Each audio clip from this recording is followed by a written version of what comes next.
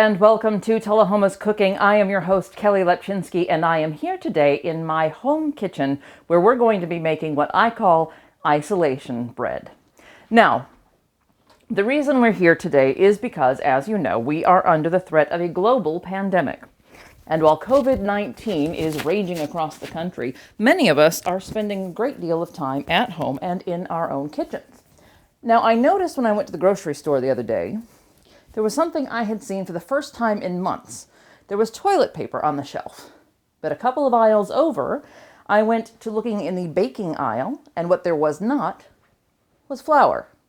So I figure at this point in time, people have more flour in their cupboards than you're used to having, and you probably need something to do with it. I'm guessing you probably bought it, if you were panic buying, you bought bread, or you bought flour with the intention of making bread, but may never have made bread before. Now, bread is something that I myself used to make every single Sunday afternoon. It's a great way to get some time to yourself because bread takes time. It's not a lot of work. It's not hard, but it takes time. You have to let it rise, punch it down, let it rise again, shape it, and cook it. So we're going to go through those steps here today. And I'll give you a little tips and tricks along the way of how you can give yourself a little bit of free time while you're doing it. Now, to start with, the first ingredient that you're going to want to be familiar with here is yeast. If you've never made bread before, yeast is vital, and you probably know that, but you may not have bought it before, so you need to know what you're looking for. Usually it comes in 3 envelopes like this. We're only going to be using one of those for this recipe, just one like this. If you plan on making a lot of bread, you can buy yeast also in a little jar like this. This right here is about 16 of these. Now, to buy one of these, you'd have to know you're going to make a lot of bread going forward. We're obviously going to be just using one of these today. And what we're going to be doing with this is, well, I don't have my scissors, but hey, here we go. This one little packet of yeast is going to make for us 3 loaves of bread. So it's pretty stellar stuff here. Now, yeast is a live ingredient, and you don't want to kill it by having your water too hot. Now, you're going to give it something to feed on. You're going to give it a little bit of sugar. Now, this was 1 packet of yeast, and we have, I believe this was a tablespoon of sugar right here. And your water, I waited until we were under 100 degrees. You want warm water, but you don't want to kill the yeast. Right now, it's at about 93. 85 is about where I was aiming, but 93 is good enough not to kill the yeast. So we're just going to pour it in there. Now, normally, I would do this directly in the mixer. We're going to use that mixer to do our first little knead of the bread. But I want you to be able to see, if you haven't worked with yeast before, exactly how it bubbles up and how you know that it's coming alive. So we've given it its warm water. We're giving it a little bit of sugar to feed on. And then we're going to give it just the slightest little mixing to get it sort of dissolved and incorporating and separated out. Now we're going to set that aside for 10 minutes and let the yeast sort of do its business. So while that's working, I'm going to do a little trick with the flour. Now, for the recipe that we're making today, we're going to need 8 cups of flour, but we generally say sifted cups. Now, I don't have a sifter. I do have this handy-dandy thing that works exactly the same way. You use this for powdered sugar. It's a multi-purpose tool. So I'm going to do this and show you a little trick about flour and sifting if you don't already know. I've already sifted the first 4 cups of flour. This recipe, as I said, takes 8.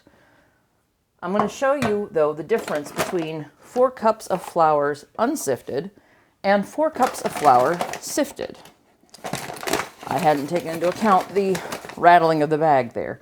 Okay, so here's our first cup. And I'm just going to sort of sift that out really quickly, get that through there. All right. There's your first cup. Do 3 more of those.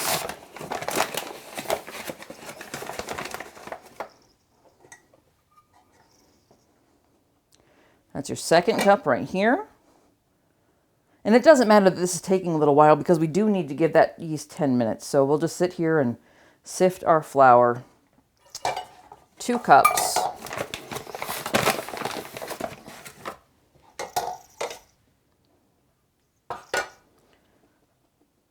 The 3rd cup. And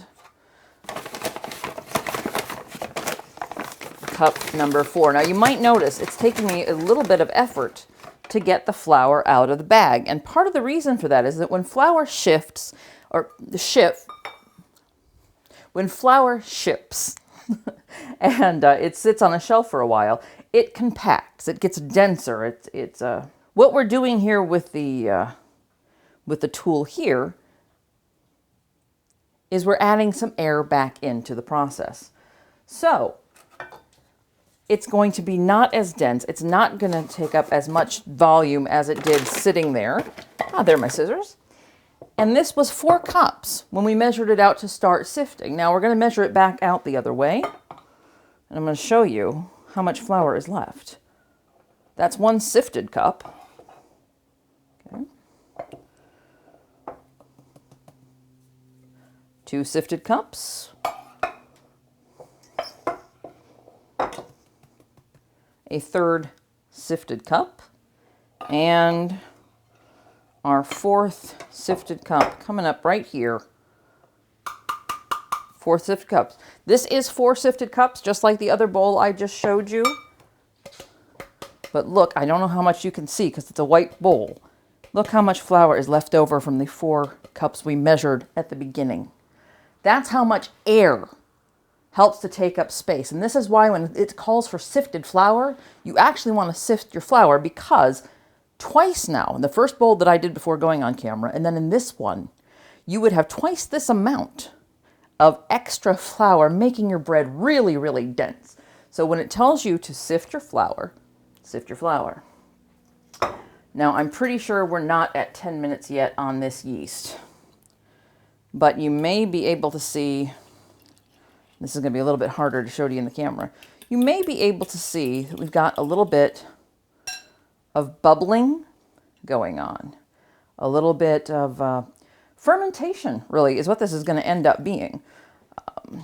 And that's what you want. You want to start seeing this to bubble and make a little film on the top that tells you that your yeast is alive and eating and farting, really. I mean, there's no better word for it.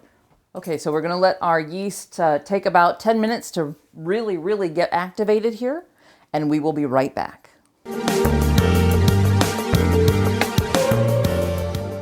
Okay, welcome back. Now, our yeast has had some time now, about that 10 minutes, to really sort of bubble up. Now, I don't know how well you can see that in the camera, but you can see it's not just those little beads of yeast at the bottom in the water. There's actually a really nice film, a lot of bubbles there. That is an active live yeast, and we're ready to put it into our mixer.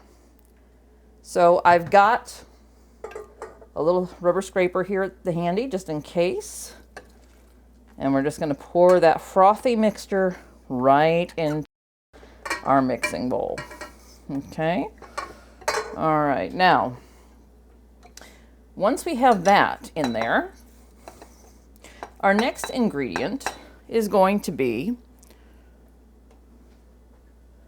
1 beaten egg. So I have right here 1 egg that I've let come down to room temperature. Okay. I'm just going to give that a little beating. Just like you would with any other recipe where you beat an egg. Just give it a little beat and add it right in. All right. And the next thing we're going to want is a 1/2 cup of a melted lard or shortening. Now, in my recipe, I'm using Crisco. And Crisco at room temperature is stable. It is a solid. So I'm just going to give it about a little 30-second zap in the microwave and let it sort of become a little bit more liquidy. We don't want it to be hot. Again, we've still got that live yeast in there, but we do want it to be melted. We want it to be liquid. We want it to be something we can move around with. We also are going to need warm water. So while that's making noise anyway, we might as well make sure that our water gets warm. And what you want for warm, again, you want to feel on your hand that this is warm, but not hot. If it burns your hand, it's going to burn your yeast. So we're going to want 2 cups of water. Okay. Now, I can feel with my thumb right there at the top that this is a little bit too warm. We're going to check that temperature. And actually, it's not bad, 109. Anything between 105 and 115 is pretty much on target, so we're good there. And we have our Crisco also melted, but maybe a little bit hot. That ramekin's a little bit hot to the touch. I'm gonna check that out. Okay, well, there we go. It's going up. So we're going to let that cool down just a smidge and go ahead and add our water in. Okay. So right now we've got yeast, the yeast, water, and sugar that let the yeast activate. And now we're watering that down a little bit with our 2 cups of water. And we're going to also add our shortening, but we want to do that when it's just a little bit cooler. Now what I have here, this is my cat Gibbs. He should not be in the kitchen while we're cooking. Excuse me.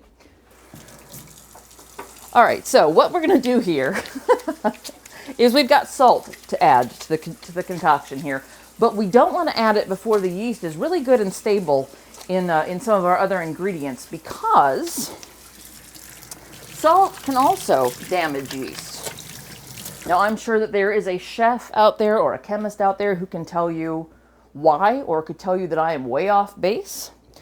By the way, we're going to use this again later, but I just washed my hands. It's still clean, and a little bit of moisture is not going to hurt that. All right.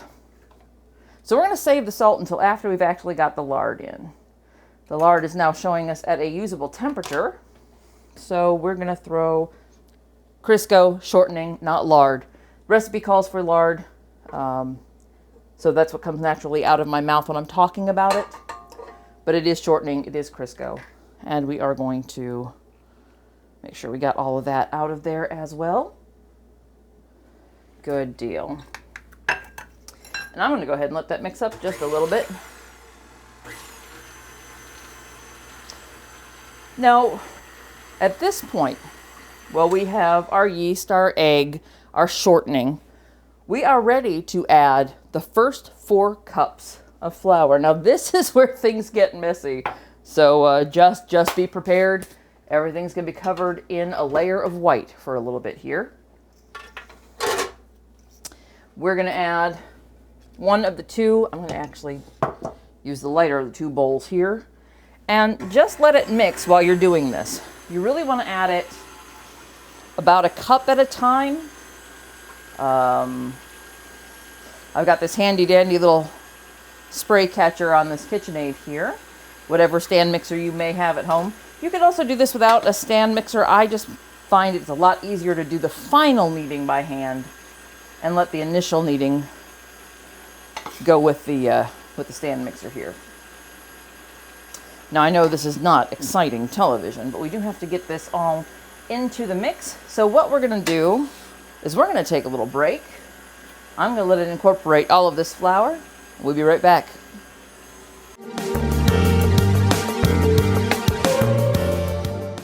Okay, welcome back to Tullahoma's Cooking. We are today working on our isolation bread. It's really just an enriched white bread.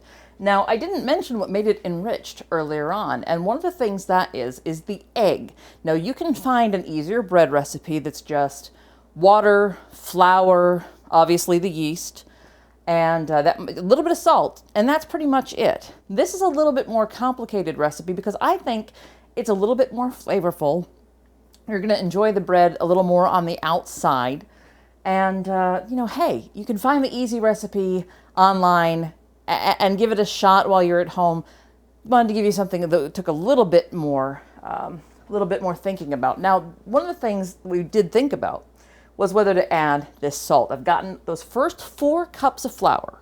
Remember, we had 2 separate bowls. So the first 4 cups of flour are in there. Now I feel like our yeast is stable enough to accept the salt, and we'll get that mixing in there as well.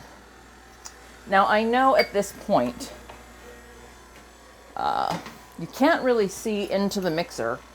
In the studio we have a handy dandy camera that gives you that overhead shot. I obviously do not have that here. So I'm going to stop this in just a minute and show you what we look like. Okay. Not fully incorporated yet. Let's get a one good like roaring mix in there. All right. You can see just where it's dripping off here that what we have is still gloopy. It needs more flour. This is not the final mix yet. The reason you do the first 4 cups and then the next 4 cups is because as gloopy as this is, it just may not need the entire remaining 4 cups. So you want to add it in a cup at a time until you get the consistency that you're looking for. Now, what is the consistency we're looking for?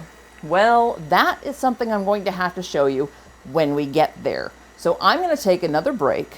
When we come back, I will show you where the end product. I'll tell you how many of those cups it took this time to get there, but you'll know what you're looking for when you do this yourself. Most of the time, I end up using the full 8 cups when I'm making bread, but a lot of the time, it may only be 7 in the mixer, and the other cup happens to sort of incorporate when we're kneading. We'll show you that when we come back.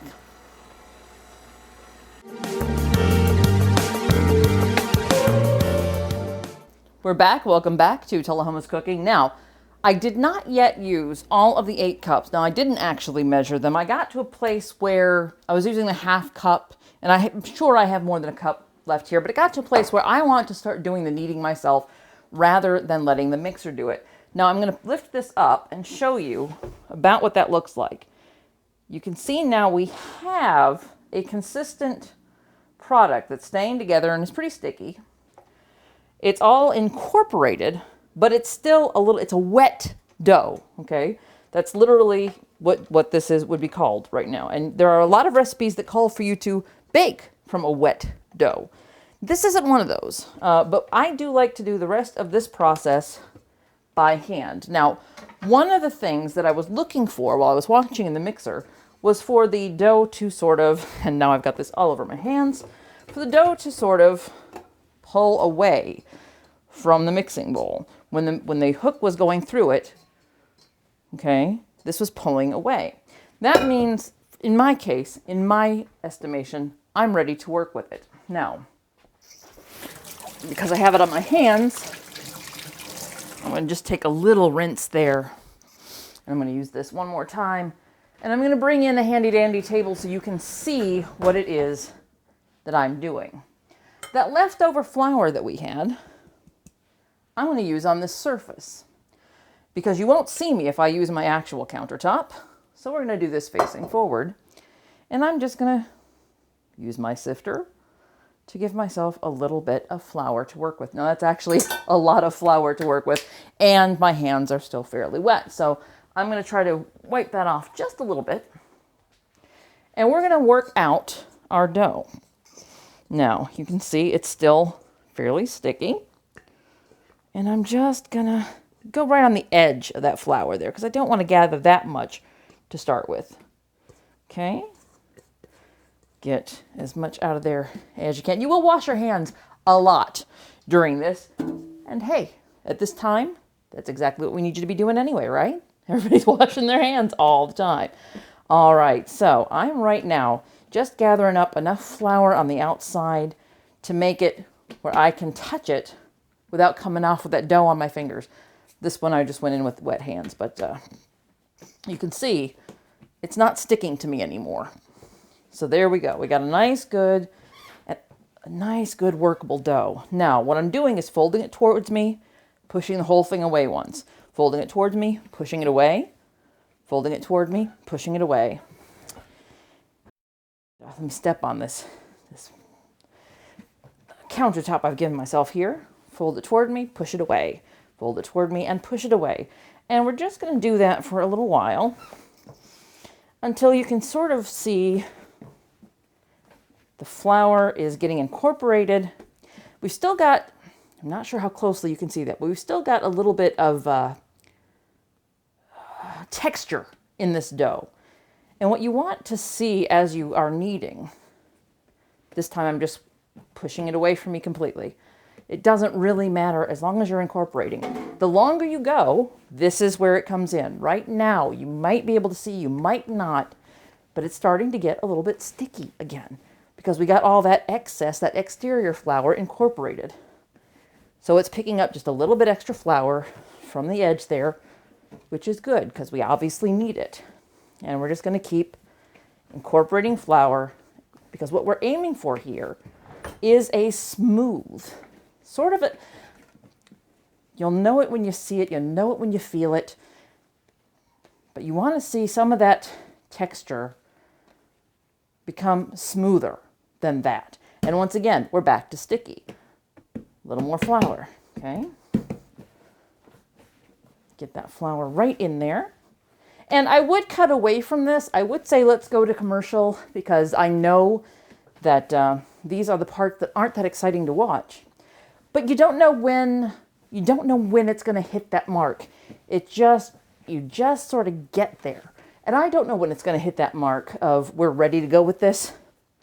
And I kind of want you to be there. I kind of want you to see when we hit that spot so that you know what you're looking for when you do it. Now, I just hit another little sticky spot, but I don't feel like it's sticky all the way through, and it did just independently pick up a little flour there on the edge. It's also a little bit of a good isolation workout. If you're, if you're a little housebound. And here we go. Now, still feeling a little bit of that sticky, but we're starting to see a little more when I just did that. See, this is just a little bit smoother than the last time I did it. Now, I can't operate the camera and zoom in from this side, but before you were seeing a very mottled surface, and now you're starting to see a little bit more Play-Doh, you know, a little bit more. It's a solid, smooth surface, and that's what you want to see a little bit more of. Just a little bit smoother, a little bit less textured, and we're getting sticky again. Now, I can't tell you why that happens. That's a phenomenon that I myself don't really understand. What happens when you've got all that flour incorporated, and all of a sudden it gets back to that sticky section again. But you know, it is an indicator, just a little bit more flour, and you'll be moving right along. Now, this is starting to feel pretty good. It's starting to feel, it's not just a smoothness, okay? It's, and it's not, satiny wouldn't be the right word, or you're going to go too far with it. But you'll notice it stops feeling sticky, and it starts feeling like a cohesive unit. It starts feeling like, okay, all right, you have become something else now. And here you go. See how it sort of holds its shape? It's not 100% smooth, no, but it's not that surface of Mars that we had going before. We're going to go just a little bit longer where we're getting just a little bit of that tacky back, but it's tacky, not sticky. Okay, so you can feel it wanting to grab a surface, wanting to grab your fingers, but it's not. And I think that's about perfect. The vocabulary isn't really there for me to explain that to you. If I could let you feel it, it would make so much more sense. But right now, look at that. We got a nice ball of dough. Now, believe it or not, this might look like, with a water and salt recipe, like 1 loaf of bread. This is going to be 3. And when I said it's an enriched white dough, one of the things I didn't explain was that it's the egg.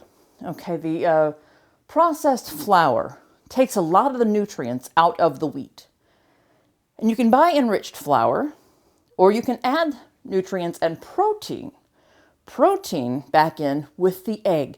And the egg allows it to form that gluten. If you've got a gluten allergy, this is not the bread for you, what bread is. But it really lets it become that really elastic bread that you want. And we're going to wait for this to double in size. But before we do that, we have to put it away. So this is one of those tricks I was going to tell you about. This is a bowl that I have already greased. Now, when I greased it, and I certainly hope this is in the shot, I immediately put down my saran wrap. I greased it with the same Crisco that we used in the recipe, and I put the saran wrap all the way down so that there's also Crisco on the saran wrap.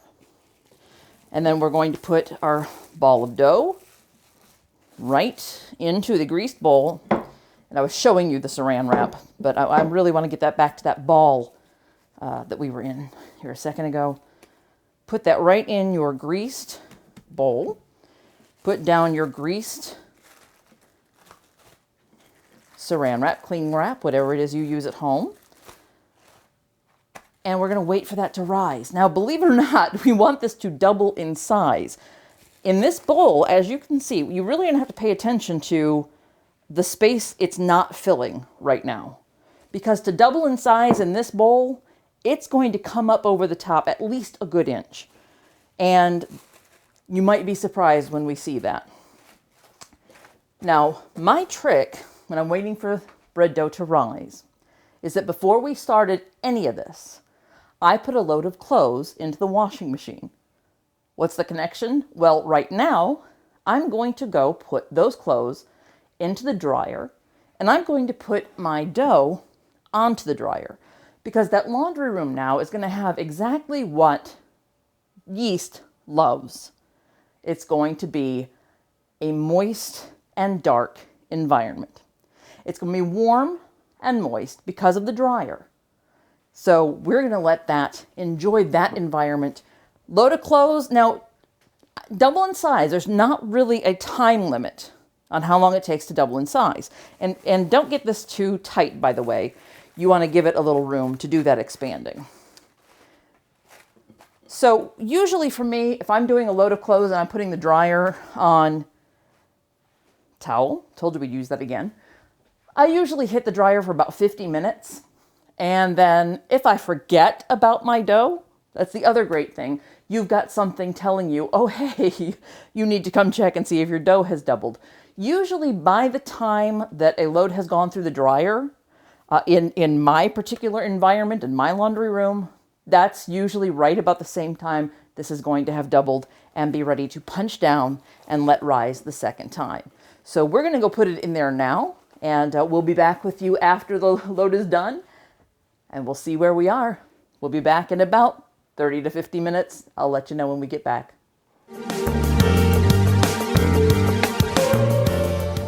We're back. We've let our dough rise the first time, but before I show you what it looks like to double in size, I have a confession to make. I can't really tell you how long that took because I had to take a corrective measure. And I'm only telling you this, I'm confessing here, because you may have seen this in the background. I had an ingredient that I failed to use. The recipe calls for a half a cup of sugar. We probably should have put that in about the same time that we put in our egg and our shortening. And you may have noticed I sort of felt like I was forgetting something. That's what it was. Now, I really quickly, I went to put this into the laundry room to rise and then realized when I came back to clean up a little bit, the sugar was still here. I made a little syrup out of it, added a little water, put the dough back in the mixer, and did the whole kneading process again, adding a little bit of flour until we got that ball back where it should be. Now, you're not going to have to do that if you do that at home, but if you get the recipe and you see sugar is in the recipe and you didn't see me add it, I wanted you to know why. So, here is our dough after the first rise. Now, I don't really have to show you where those empty spaces were around the bowl because you can see it has come up from the bowl and about as much as I told you it would, a little more than an inch. All we're doing with this turn is punching it down. Literally, we're just letting some of that air out, okay? We're just gonna let it go back to about the size of a ball. It'll be a little bit bigger than where we started, but we're just getting some of that air out, reincorporating it, and look at that. And when you do this, oh, this feels so wonderful. It's such a lovely, silky feeling. It's gonna be a good loaf of bread, I can tell you right now. All right, so we've just punched it down. You can tell that all the big air bubble is out of it. And look at that. Now, what I like to do is go ahead and take it out of the bowl and give it a little turn. Let what was the bottom become the top. And I did notice that you can't tell how smooth that is from this distance, okay? So I'm going to try to bring that up just a little bit closer for you and see if you can tell what that looks like. That is just great bread. So I didn't hurt anything by putting that sugar in late. And let me tell you, I've said before, baking is chemistry. Cooking you can do anything with. Baking is chemistry. So I was a little bit worried about incorporating the sugar belatedly, but it looks like that's going to work out just fine here. Now, we've got a great big ball of dough here that we could separate into our 3 loaves now, but we really want to give it a little bit more time to incorporate those flavors and really, really develop. This is our second rise. I'm going to do another load. While that first load was in the dryer, I put another load in the washer. We're going to dry a second load of clothing. So you get 2 chores done at once and about a half an hour to 50 minutes to go read a book, have a beer, do whatever you would prefer to do at home, because this gives you the time to say, no, sorry, can't go anywhere. I'm cooking, I'm making bread, I gotta sit here and wait for it to rise. And that's what we're gonna do. We're gonna give this another 15-minute set on the dryer for our second load of clothes. At the end, we're gonna bake bread, clean clothes. It's gonna be a good day, and we'll be back after the next load.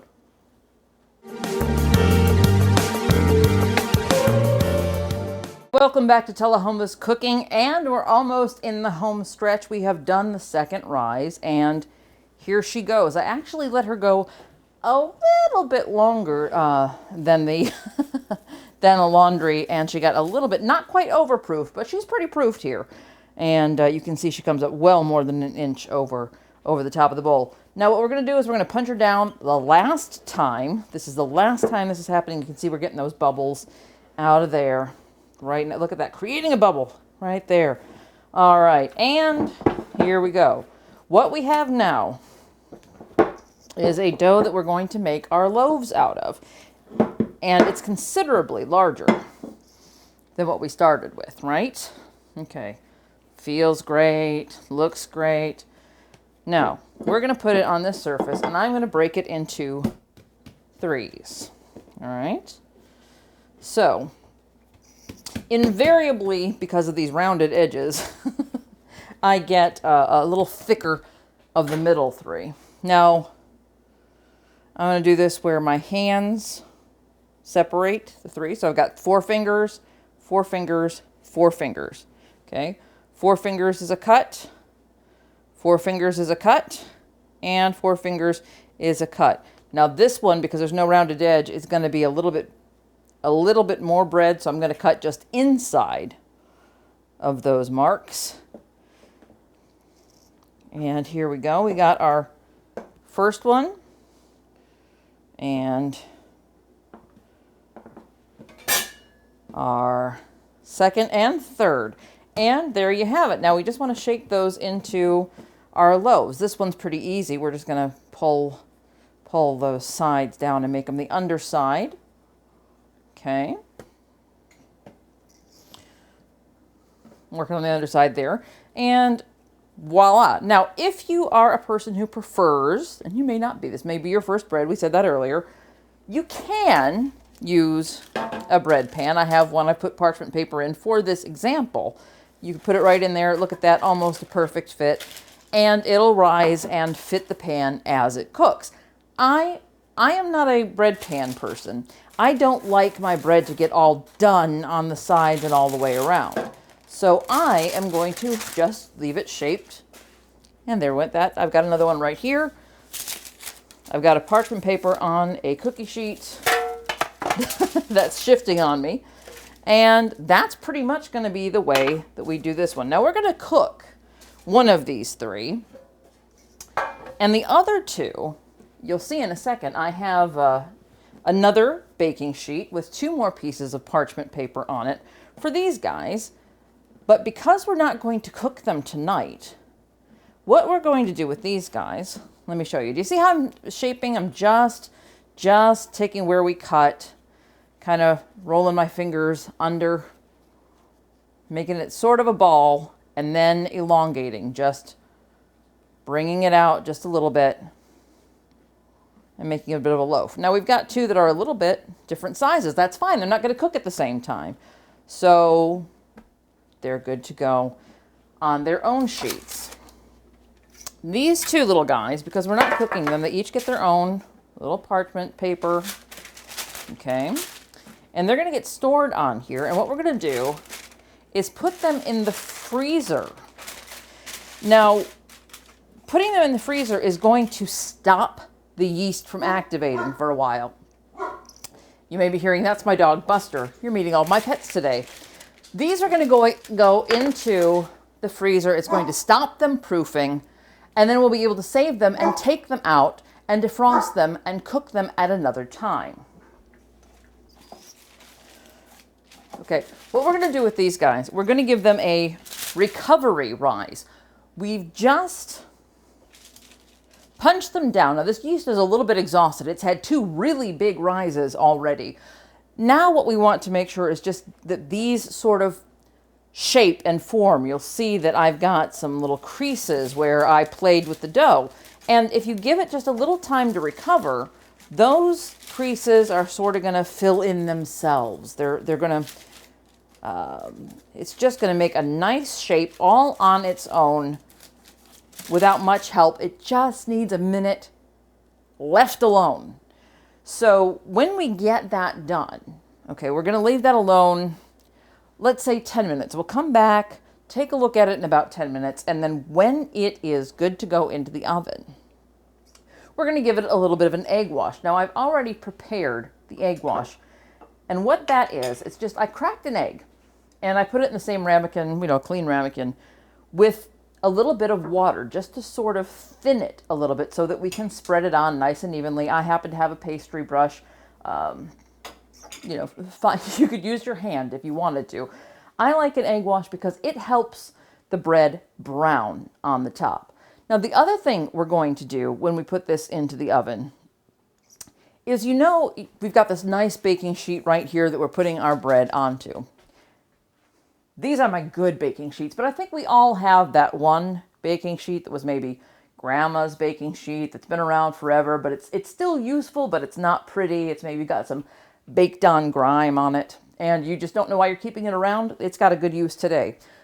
We're going to put just a little layer of water in that one. I've already got it in my oven. So I'm not going to show you that. I don't want to show you that old pan.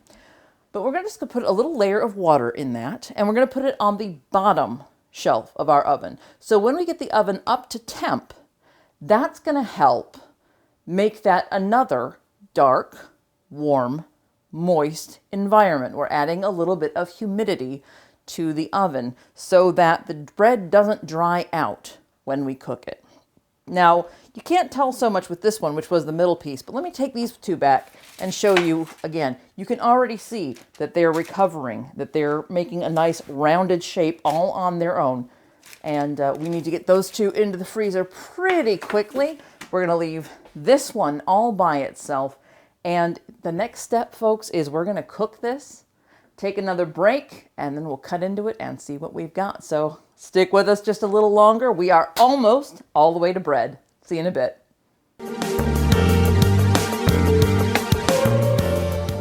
Welcome back to Tullahoma's Cooking. We are in the final stretch. Now, while we took that last break, I went ahead and got the oven up to heat. The heat is 375 degrees with that little pan of water that I told you about. Now, we'll see if you get that puff of steam. I'm not sure if that's going to show up on camera. By the way, I need to let my oven breathe. There we go. Now, now that we've got a heated oven, we're going to get ready to put the bread into it. As I mentioned, we're going to do our little egg wash. Now, I don't mind a messy egg wash. In fact, I'm not going to be a stickler for getting that right on.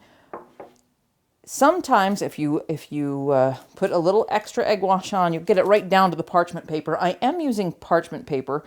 If you aren't using parchment paper and you want to just go directly onto a cookie sheet, onto a pan, do not grease the pan.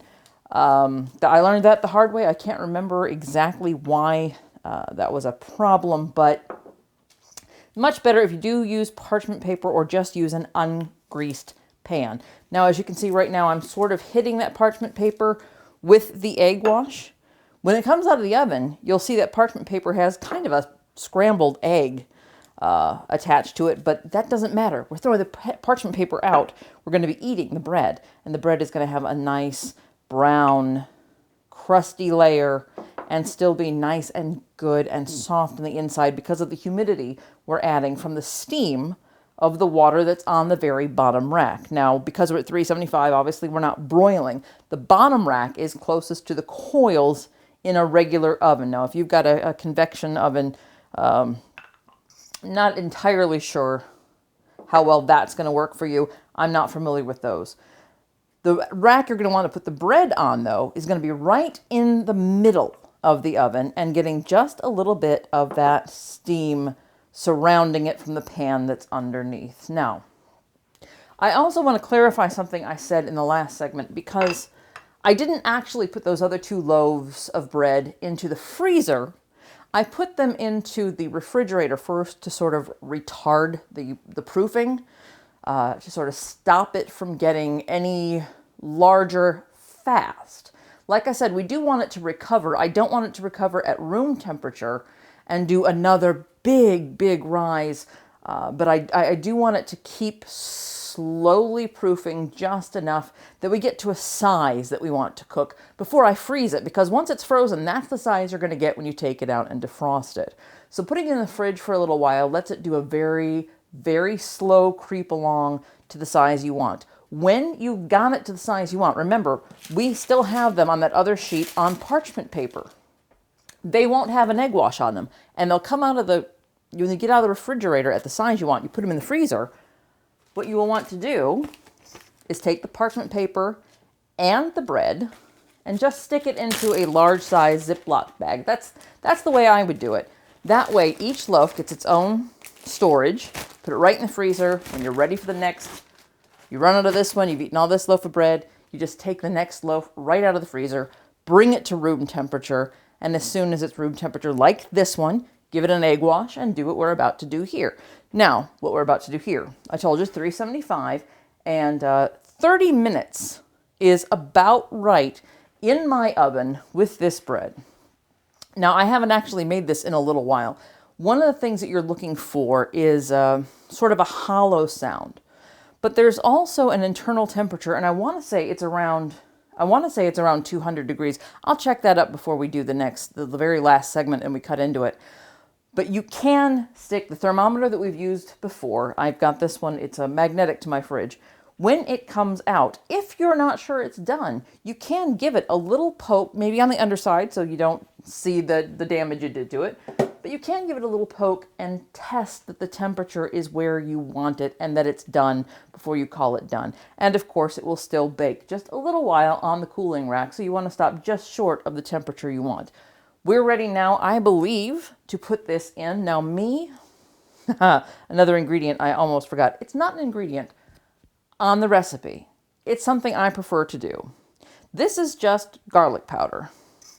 And because I've got that lovely egg wash there's something to make it stick to the bread. And I do love a nice little bit of flavor to my bread here. Makes it just a little bit garlic bready, but not too much. You know, just put on as much or as little. If you don't like garlic, don't do this. It's not part of the recipe. It's just something I like. So we're good to go in, and we will see you again in about 30 minutes.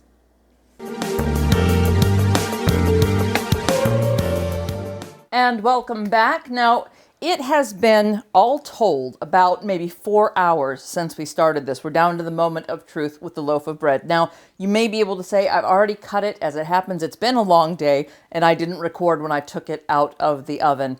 But we have it here. It came out about 194 degrees. I did have to test it. It didn't have that nice hollow sound to it. I gave it a little run with the thermometer. It came out about 194 degrees.